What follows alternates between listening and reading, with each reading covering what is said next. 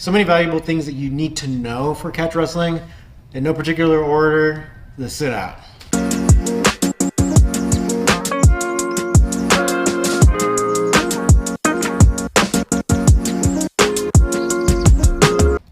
Okay, so actually I think this is a really good example that we have Cindy here because she's much smaller than me. The sit out offers so many different things you can do, so a wider variety of even escapes or whatever, or counters, right? So this will be, we'll show like a regular sit out first. So actually go and turn this way. So if I'm here, right, so if I just have my hands here, all the regular sit out would just be where my partner just gets the one leg out, right? And then if I'm on top of them, then you can go ahead and sit down. So this is the basic thing. Your high school coach might do something a little bit different, but this would be a basic sit out. From here, there's different, we say like a short sit out, long sit outs, all these other things, but sitting down, kind of bearing their weight a little bit on you, that's the basic sit out. All right, so in catch wrestling, we have such a wide variety of things that you can do. So why don't we start off with the classic that everyone's going to talk about, where it's just like, how do you counter jiu-jitsu? How do you counter wrestling? You just stand up, right? So with the sit out, you can kind of, with sit out mechanics, you can kind of do that, right? So if I'm here, right? So my partner like feels my weight, doesn't want it anymore, just wants to escape, right? You can still grab, yeah, it's still great to grab the wrist. You can start doing here, but instead of sitting down, you can just stand up and leave. All right. But let's go and see some other things you can do. So say if they have the body lock, right? So you can start, this is going to be uncomfortable, but you can start using the sit-up mechanics here. You're going to get the leg out, right? And then you're going to just make it hard for, just break the grip.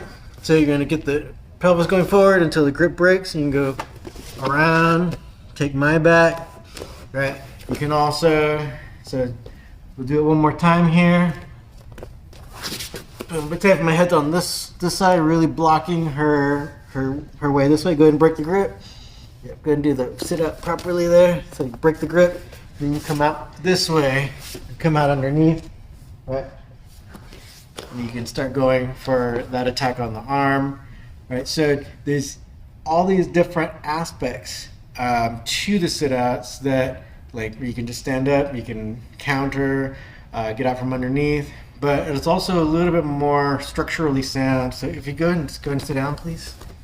So say like from here, and with the knees bent a little bit, you can bear their weight a little bit better until you find a way to maybe like, so say like you can always counter from here, right? So if my arm's here, right, then she can start going for the double wrist lock, right?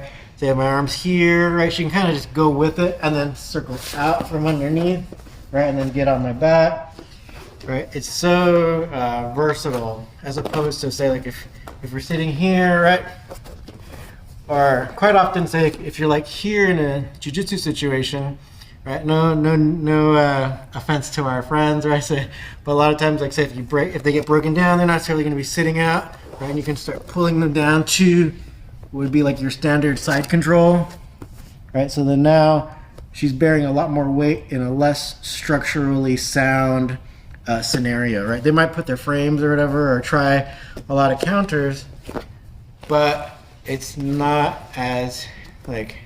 Can you go ahead and let us describe it where it's like really the body can bear it if you're in a seated position, but not so much if you're just like flat. So now you got their weight and gravity and everything behind it. So what are some of your thoughts? It's just not as advantageous. You feel like you have like more, like it's more dynamic, that you can kind of find your way to some sort of counter or a submission or even just an escape? It just opens up a lot more options for you. Compared to like, just being flat on your back or whatnot. It's a lot more dynamic. It leaves you open to more opportunities. Yeah. So kind of even in the video we showed what you can stand up, you can counter. If they have a body lock, you can kind of use the principles to extend their arms, break the body lock, then you can continue to counter. So it's a lot more dynamic in that way. So hopefully you can apply this, because you want to like give a lot of problems to people. Like actually, let's go show one more example here. So say if I'm here, right, and then go ahead and sit out. Cindy's over here. Right? She sits out, right? So she doesn't have she doesn't have my grip to break, but you see she has my wrist, so that's really going to stop a lot of things, right? But say if you're going up against someone who does jiu-jitsu, this is still kind of like they'll still probably even go for it's called the seat belt, right? So even though it's like it's not like ideal, like she's holding this down, but they might even just like do an S grip or something, right? So they can still get a semblance of it, and they still might try to get a hook in, right? If that hook comes in, I mean, you can still use like the follow through, right, to get them to go any way. So if I'm here, right, you can still go with it, right, and try to get out, right? So even if I have this, right, so 2 hooks in, go ahead and sit down, any side, right, from here, let's go ahead and turn it around this way.